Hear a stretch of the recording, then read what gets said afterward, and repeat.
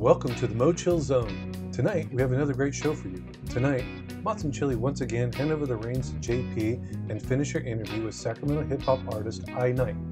In tonight's interview, they finished talking about his life and experiences in the early days of Sacramento's hip-hop scene. Then, after the break, Mott's and Chili sit down via Zoom with Isabel Saragusa, Sacramento actress of both film and theater. As always, if you missed any of our previous episodes, please visit us on Instagram and Facebook for the online release dates of those episodes. All right. Welcome to the MoChill Zone. This is your boy, Mott. And Chili. Okay, so the name Ill Fated came from basically ill back in the early 90s. Ill, if you were ill, you were considered dope or tight or good or whatever. And then fated is your fate. Right. So you know, but it could be looked at as ill as in bad or a tragedy, the ill-fated voyage of such and such or whatever. Yeah. So we were just kind of a play on words, so that's where that came from. That'll work, man. Yeah, because I know it was ill-fated, but the technical I wasn't quite sure, so I'm glad, you know. Yeah, so the name kind of sounds old technical, so, you know, it sounds 80s. So we were going to change it to just the tech, like just as a nickname or whatever, which I kind of wish we had a did. Because I could rock with that, but the tech, that would have been cool. Yeah, that would have been really cool. The tech, that would have been cool. Yeah, but ill-fated still tight though. Yeah, ill-fated too. Yeah, I think what you guys did, the names you guys picked was good for the time, and I think it was, you know, what I mean, it's still now people can kind of synonymously, you know, that era, so it's good. So, kind of a quick question: How did you get the name I-Night? Obviously, I know that, but like, what made you pick that? Okay. I'll give you the quick answer. The quick answer is a guy I used to be close to in high school. His name is Cedric Dudley from the Heights. Facebook friend of mine, still to this day. Back then I used to go by the Jedi from Star Wars. So then he started just calling me Jedi Knight. Because back then when you played basketball, you come up with nicknames as well. You know, like Dr. J, Iceman, blah, blah, whatever. So not only the music, but whatever. So I was using Jedi. I think I even had a hat embroidered that said Jedi.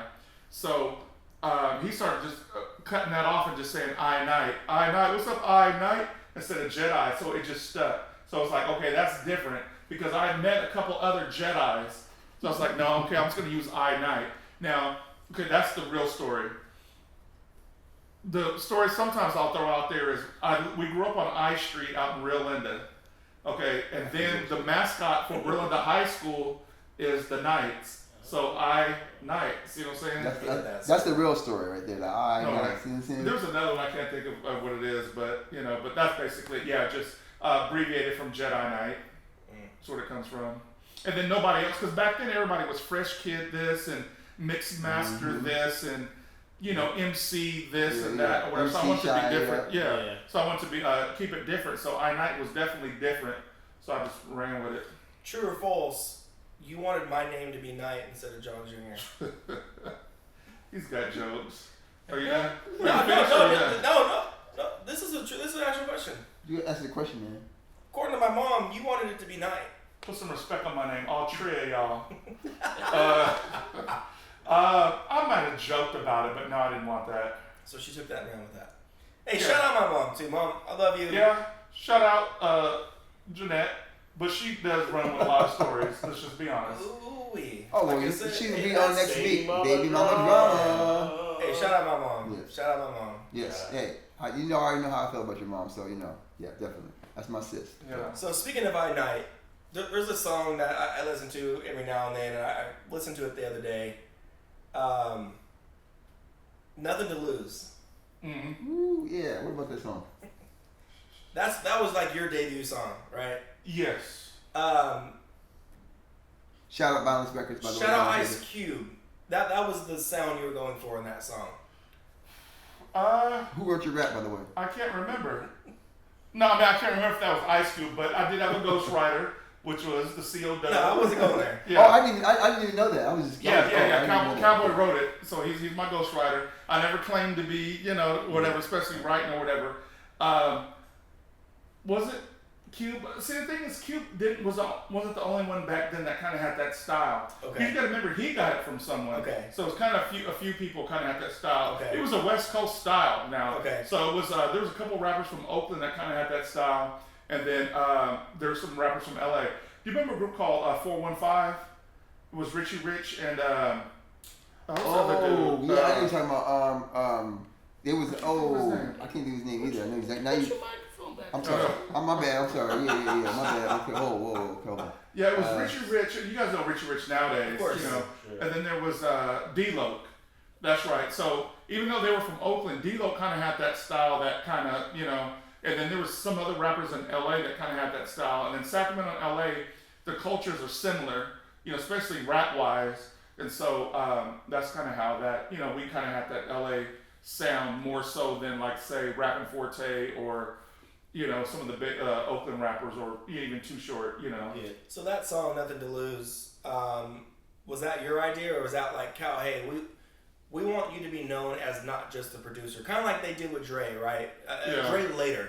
Dre was always behind the scenes, but every once in a while Dre would pop. Yeah. You know, Dre puts an album out, right? Yeah. And 2 of the songs he's on it. Was that kind of your guys' idea with that? No, because we weren't really trying to put me out or push me in front. It was just something different than, because we had so many other songs on that album. Mm-hmm. So it's like, okay, Cal has this song, Crush has this song, other people, or Speedball, he used to go by Crush. I was going to say Crush. Yeah. How many names did you have? Yeah, no, exactly. Ice, Crush.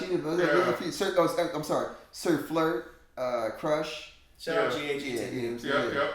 So basically, it was just another song on the album. So I did the beat. So if you ever hear me sampling like Zapp, anything from Zapp or Roger Troutman, mm-hmm.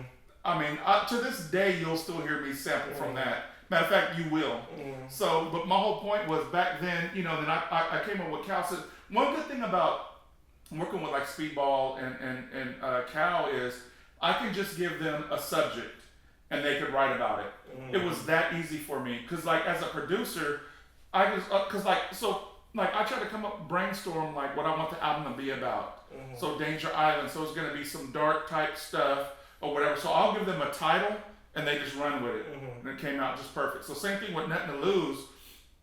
It was like just, you know, I'm going to do whatever. Gave it, you know, Cal.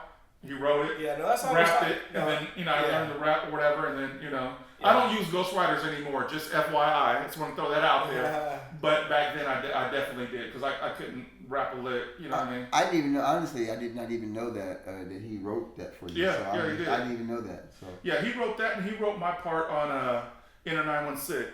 Well, I knew that, okay. But I didn't know the stuff, other stuff you did. Yeah, and I may change up a word or two here and there. As a matter of fact, I want to say he wrote my Cali Funk part 2 as well. I want to say, I believe he did, but I changed up a few words. Like he'll come up with the you know, then I'll put like a few little personal things in there. But yeah, it's a collabo. It's a collabo. Just that he helps him, which is. I mean, obviously, you at that time you weren't writing. It's not that you can't do it. It's just that you weren't. That's not what you were doing. So, you know, shout out though. So it all worked out. You know what I mean? So, what was your guys' biggest ill-fated song? Like, obviously, Enter 916 was huge for you guys. Mm-hmm. What ill-fated song was like? Okay, now we're tier number 2. Now we already had one big hit. This is our second. Definitely Cali Funk. Cali Funk. Definitely. Well, yeah. How about I say? See, the thing is, Cali Funk had a little radio life to it. How About Naked Sex didn't. Right. But we ended up getting picked up. Mixed Image Records. We ended up signing a distribution deal with Black Market, which was Set Sing, Brother Lynch's label and all that. Shout out, Kev. Yeah. Yeah. So they ended up picking up Hot Butt Naked Sex, and so they got it to places that, you know, we couldn't get it in. And then on top of that, he dumped some money into it as well. The single though, not the whole, you know. Mm-hmm. No, matter of fact, Cali Funk, the whole thing, and the single he did or whatever. So I would say that one was pretty big. And then when we did shows, like live performances, that song was really popular. But definitely Cali Funk was definitely our biggest ill-fated. And shout out my cousin Deshaun too, because his dad's Rim. And that's Deshaun Sr. Yes. Right? Yes. Hey, shout out Cousin D, man. That's like one of my best friends. Shout out him and obviously his dad and that. What was was like a Dayton. I think it was a Skylark, his car, but was that a Dayton or not a Royce Roadster? Is it? I think it was a Dayton, or it looks like a Dayton. So it was something that was similar. So this is the fun part. I've been kind of waiting to get to this. Tell us who you guys opened up for. Obviously, I know the stories from who. I'm not even gonna start name dropping. I'll let you do that, but kind of walk us through that and how it kind of even got started from the first big name you opened up for to, how consistent that was for a while and just some of the experiences you had with these people. The biggest, I would say. So I guess let's start. Who was the first big person you guys opened up for, where you're like, oh shit, this is. Probably NWA / Hammer, because it was the same concept. Wait. Wasn't it? I do believe, wasn't it that the show that everybody at that show wanted to be like super huge? NWA, Hammer. It was a flyer. I remember the old flyer. I'm trying to get the old flyer. You get that flyer. Everybody on that show were all like super, super big. Yeah, it was. And so that was the biggest thing. And this is back when I was on our way over here, we were talking about it. Hammer, this is before You Can't Touch This. So he was kind of just starting to blow up. But I think Let's Get It Started was his biggest hit at that time. NWA, I think they came out with their album, Straight Outta Compton, I think was out at the time. But I remember like during rehearsal and while we're setting up and all that, that's when you got a chance to talk to a lot of the guys there. And, so I remember talking to Dre, real cool guy. And it was like just business related. Like when he first got there, he came like straight to me and asked where the promoter was or whatever. And I was like, I don't know. So we talked for like a brief second.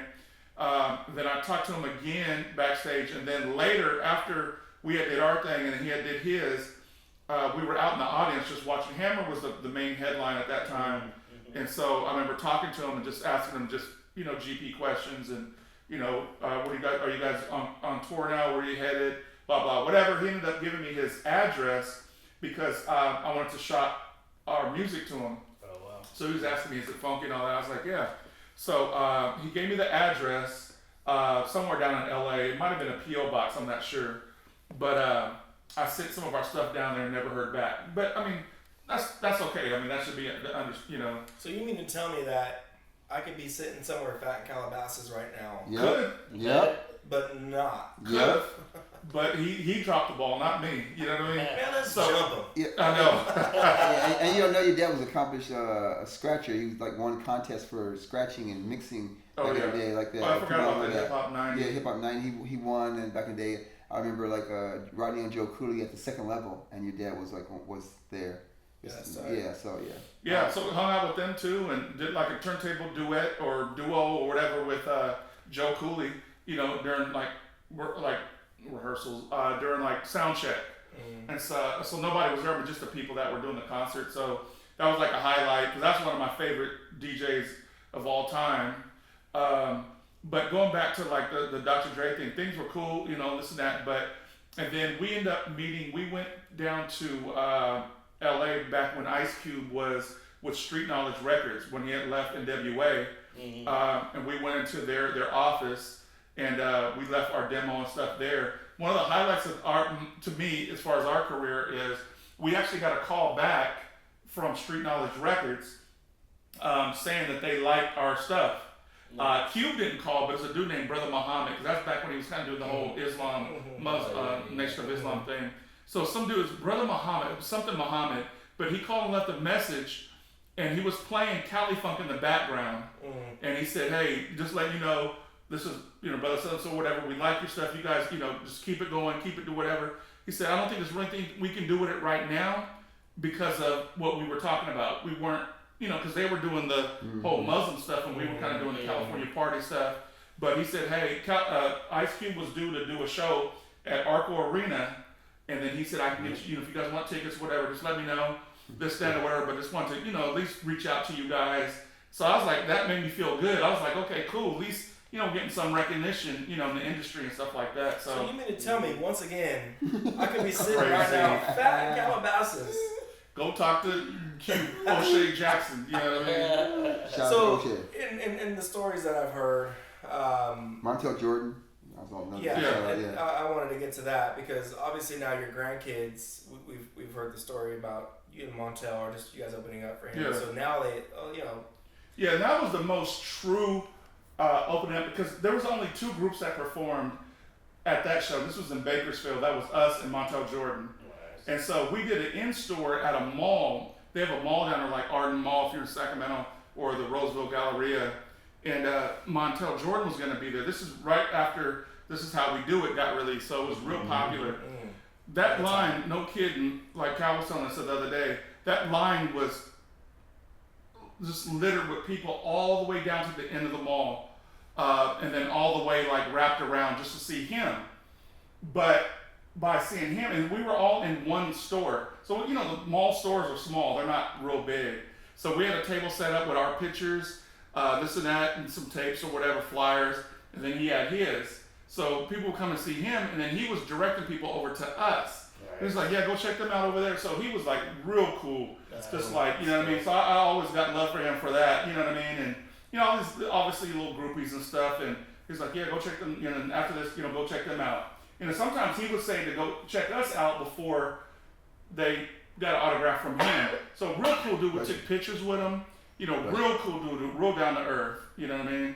So I never forget that. So that was like our biggest, as far as me, you know what I mean? Because he was just so in touch, in tune, you know, with us and, cool. You know, this and that. Because like the Hammer and NWA, there was a bunch of other groups and people and this, that, and the other. Yeah, shout out to Dina Howard and DRS also. Y'all perform with them. Yeah. Deuce and everything, so shout out. Also, Deuce, I'll be hollering at you, man. You know, that song, got that track for you, brother. So I got we got a few tracks for you.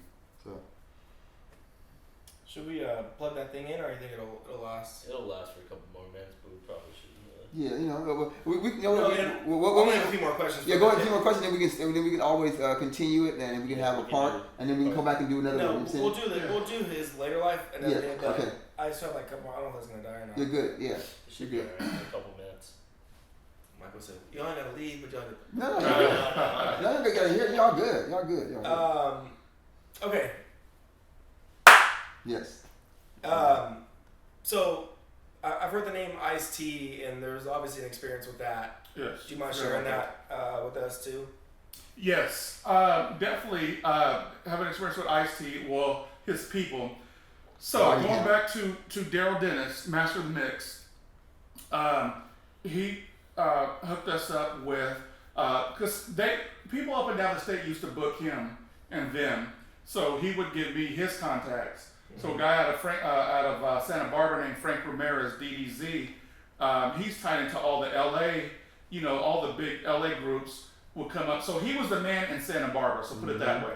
So Santa Barbara's a big party town with the college or whatever. So Frank had us come down, interviewed us on the radio at USB, the University of Santa Barbara, but it was KUSB, interviewed us and then took us to a couple of nightclubs in Santa Barbara back in the day. But while we were there, he gave us all basically opened up his black book of contacts of LA people from Ice-T to back then that group called South Central Cartel to all the group. I mean, basically all of them.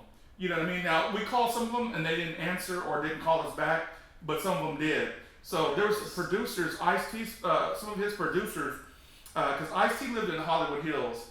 He still does. So we called his producers and we're like, hey, we're from SAC, blah, blah, whatever. So the dude's like, hey, come on through, here's our address, whatever.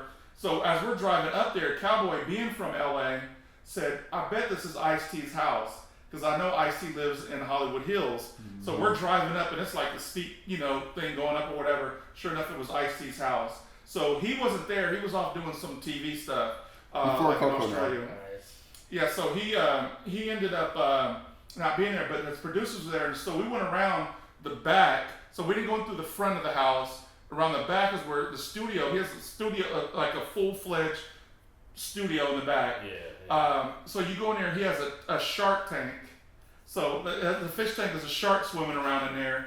The bathrooms in this studio, it's like those, you ever go those big like buildings, like nice buildings, like say downtown, they got those big handles like big thick glass like that thick, and you open them, they open up slow. This and that. His bathrooms were like that, like a fancy hotel type bathroom in the studio, not in his regular house.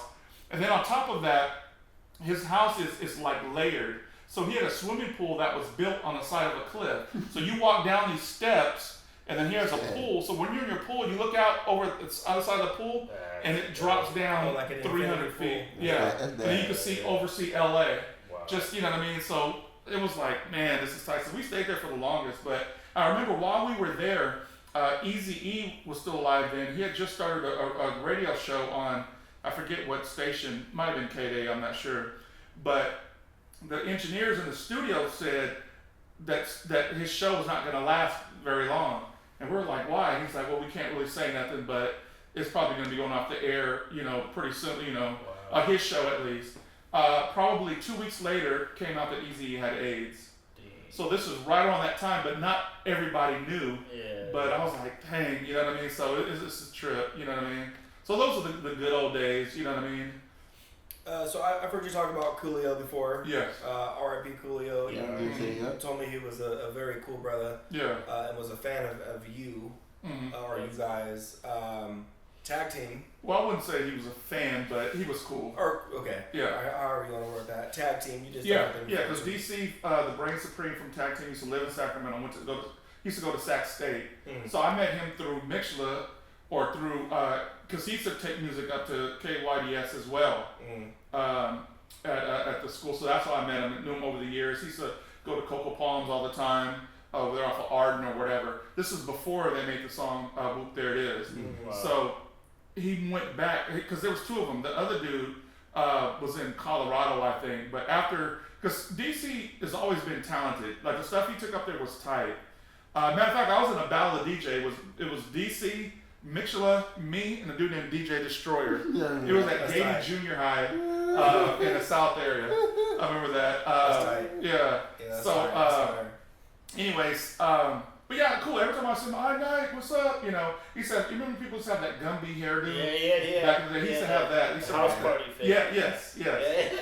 So, so he ended up moving back or going back or whatever. So I don't know, probably a year later, when Whoop There It Is came out, and I haven't talked to him since. So you knew Tag Team before they were back again. Pretty much. That's Yeah. So I remember he had a song called "I Can't Stand the Rain." So you remember the one that Missy Elliott did? Yeah. That I Can't Stand. Yeah. So he did a version of that. So I don't know what the original is, but it was tight. But he took it up to he did it like at his house here.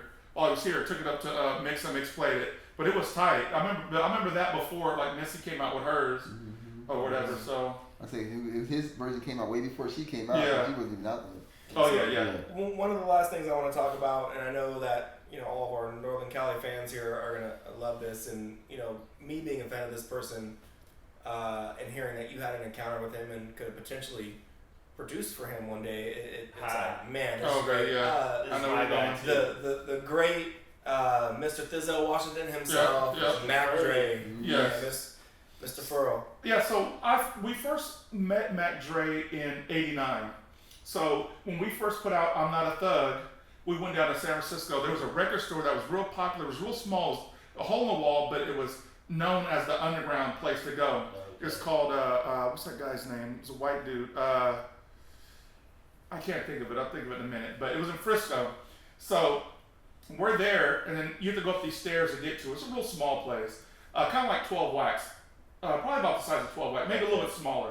For sure. Bobby G's, that's it, Bobby G. So whoever's watching this, if you remember Bobby G's in Frisco, but so he came up the thing, but he's a little bit younger than me, Mac Dre is. So I remember him coming up, had his hat. So we talked a little bit as he got there because he was promoting that song, that Too Hard for the FM radio, that whole album. So that's when that came out. So we talked to him a little bit up there, or whatever, but nothing big. I didn't, really remember him much, and vice versa. It was nothing that really stood out because we were both just new. Yeah.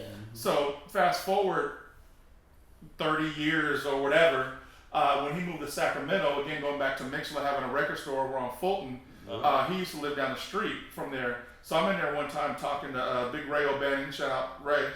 And then Mac Dre rides his bike up there. So we're just talking. I didn't recognize him at first because it's been years, years since I've seen him, you know what I mean? And then we were talking about who our favorite rappers were, me and Ray. And then Ray was at the time saying Eminem. And then he was like, Dre, what about you or whatever? And I was like, oh, okay. And then he said Yuck Mouth. So I was like, okay, I think I gotta, go with Yuck Mouth as well. Eminem is cool and tight, don't get me wrong. So then we got to talking. I said, well, I got beats or whatever. And I talked a little bit about the whole, we met back in '89 or whatever. And so I said, so he said, yeah, he said, just as long as your beats are different. He said, I look for stuff that's just different. I don't want to sound like everybody else. That is for sure. So he said, so he gave me his number. So I was like, okay, cool. So we sat there and hung out or whatever, and I ended up leaving. So, like I said, we were the only 3 in there because I think the store had just opened. It was like 11 or noon or something like that. So I never called him back because that's when I started getting into the whole gospel thing and the ministry. Mm-hmm. So it's like, and I knew his thing was about the party and lifestyle. So it's like, I was kind of torn, and my spirit was with trying to do the ministry stuff. Mm-hmm. So I put off not calling him. You know what I mean? And I don't know how much longer after that, probably about a year or so, he ended up getting killed. And then I remember I had this one job, and these people were talking about Mac Dre. I was like, you guys know Mac Dre?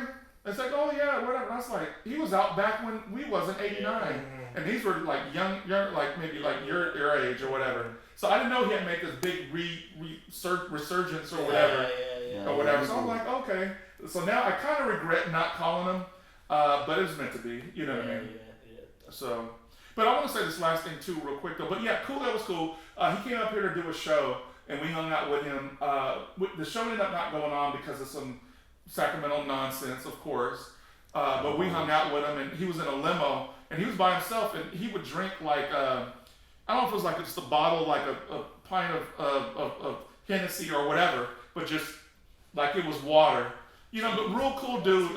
Just down to earth. You know what I mean? That's awesome. And so we ended up seeing him like probably a month or 2 later. They said a thing called the Gavin Report back in the day, which was all the radio stations. They have their annual meeting where they would have all the record labels come in and do different shows. So you had like anything from Epic Records to Tommy Boy to Warner Brothers. They would all meet in one city, but it was mainly for radio, but all the different groups would come in.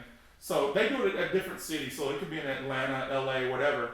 So this one year they had it in Frisco, so we all went down there. This is through MoChill hooked it up, and then we ended up running into him down there, so he remembered us. So we went into some of the different parties down there with him and his little entourage. Cool. Yeah, so he was like just real cool. So yeah, it was a good time. We didn't hang with him all night, but it was cool.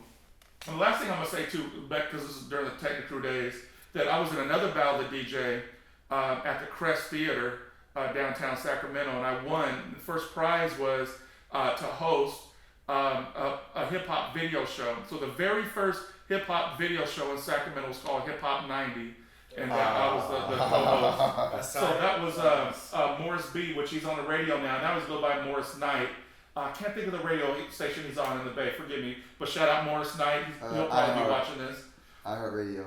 Is it iHeart? Okay. Oh, that's tight. That's iHeart. Yeah. He's on the 80s channel, 80s, I think 80s, 90s on and former Foothill Mustang. You know what I mean, like your boy Mott. But yeah, so he was the host, and so I co-hosted it. So so we met a lot of people. We met Sway and Tech. That's when Sway was like, Sway was real cool. Sway. Yeah, so this thing is, I tried to, but hook up, with Sway later or whatever. But so there's a few other people that came in with some pretty big names that we would interview because we were the only ones, up here doing it or whatever. So I did that for years. So that got my name out there a lot because I'll still run into people to this day that I say, I remember you on the video show back in, whatever. So that really had a big part of my of the technical because with me, even though I was the DJ, but I always had our group in there, the name and all that. Yeah. But anyways, that's cool, man. No, I think that's great. Just the history you guys have had. Like I said, this is long overdue, and I know that there is an interview coming out with, or at least for the Technicrew side of what you guys done. But I definitely think that an ill-fated interview needs to happen because there's I'm sure there's many more stories to tell and accolades that didn't get acknowledged today, but I feel like you guys never got the credit you guys deserved, and I'm sure you look back now, and I'm sure there's things that you wish you guys could have done differently that may have helped, but you guys were young, and you guys kind of did it on your own. You know, not once did I hear you say, well, we had this person as like our mentor. Yeah. You might have had people that were kind of like pointing you in the right direction, but no one took you guys under and pointed you. So for you guys to kind of blow up the way you guys did, it's pretty impressive. Yeah, honestly. Thank you. I appreciate that. You know what this too is? A lot of trial and error for him. I'm gonna have to get on him. A lot of trial and error, and he had to really do it. So I give him kudos for that too, because it's like it's hard to be able to be creative and be in there and do that and to come up with a masterpiece like that. But you see what happened. Thank you. Definitely, I appreciate all the love and stuff. And a lot of it is we just didn't know no better. It's like get out there and just hit the ground running and just grind. And so we didn't know what we didn't know. So it's like we have to go out, because we used to go out and pass out flyers every weekend at all the different clubs. So you got to figure back then there was more nightclubs than there are now. So I've had some people tell me, no, I don't want a flyer no more. I've got enough of ill-fated flyers to wallpaper our on my room. So I was like, okay, cool. So now, I mean, that's exposure. That's how you get the name out there. Now you see where I get it from. Yeah. You know what I'm saying? Yeah, it got to be out there. I mean, that was different because we have social media, but back then you had to have, feed. And I remember like one thing I learned from like Daryl Dennis, back when he used to promote parties, he would go to the high schools. Well, now you can't. I mean, he had trouble then, but now you really can't because of strangers. Yeah, exactly. Yeah. So now social media is the way to go. But the thing is, it's like Kyle was saying the other day. Everything is oversaturated. Yeah. So it's like we do something on social media. There's a million other people doing it. So it's like, what's to make you stand out? So, so that was basically it. So. I'll close out when he's back. Okay. Oh no, you good. No, we're gonna pause it. We're gonna come back for it, and we're gonna come back for get stuff into the next part. Okay. All right. So yeah, go ahead. Oh, go ahead. So no, this is great. MoChill, I appreciate you guys again for allowing me to do this with my dad. Honestly, because I feel like no one can do it justice like me, and there's things that I know that I want to ask and that may not get asked, and obviously you've been around it way longer than me, and you probably know this man better than I do, or as well as I do. Look, you do. You guys are like best friends. I know, and it's for me to see that. Man, it's a beautiful thing. I love it, bro. I'm gonna say I love it. Thank you for taking the time to want to do this with us. I really appreciate it. That's more important to me right there. You know what I mean? 100%. Yeah. And I just want to say this too, because we didn't really get into the ministry side. For those that don't know, that's gonna be part 2. So just so we all know, we are going to come back. This is just a part, so we will have that part of the ministry, part 2 of that. Yes, and that's going to be the whole balance, everything, all of the artists. Shout out to Seven, a bunch of artists out there doing it. It's a whole different day. So that's why we have to break this up only from the ill-fated and technical part, and then we'll do the balance and the ministry part. So. Yep. So hey, appreciate you guys. Yes. Go follow iNight on Facebook, iNight on Instagram. Shout us out your YouTube. Yes, please. That is. YouTube. That's a good question. Hit me up. Okay, let me say this. Okay, mainly on YouTube, I kind of do the stand fast, but you just type in iNight. No. Nephew, go. You tell them your stuff, and then you'll go to come to me, and you guys are gonna start seeing a lot more of me, whether you like me or not. No, hey man, I love you guys. Nephew, tell them reach out to them. Tell them how to reach you. So you can find me on Instagram at PZ_Makin Moves. That's PZ. He's got jokes, can't remember his IG. PZ_MAKINMOVES. Follow me. MoChill.